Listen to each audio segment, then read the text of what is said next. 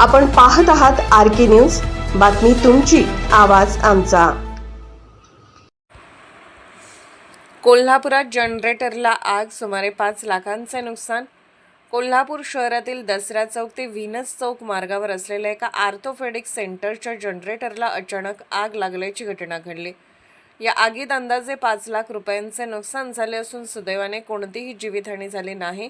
मिळालेल्या माहितीनुसार एका बँकेजवळील इमारतीत घुणके आर्थोपेडिक सेंटरचा मोठा जनरेटर बाहेरील बाजूस बसवण्यात आला होता। दुपारच्या सुमारास या जनरेटरमधून अचानक धूर निघू लागला आणि काही क्षणातच आगीने तीव्र रूप धारण केले। त्यामुळे परिसरात एकच गोंधळ उडाला।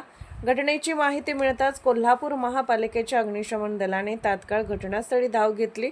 स्थानिक अधिकारी कांता बांदेकर, विजय सुतार यांच्यासह चालक आणि फायरमॅन पथकाने 2 अग्निशमन गाड्यांच्या मदतीने शर्थीचे प्रयत्न करत आग आटोक्यात आणली।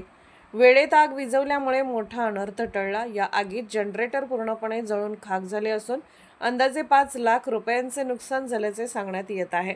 मात्र आग लागण्याचे नेमके कारण अद्याप स्पष्ट झालेले नाही।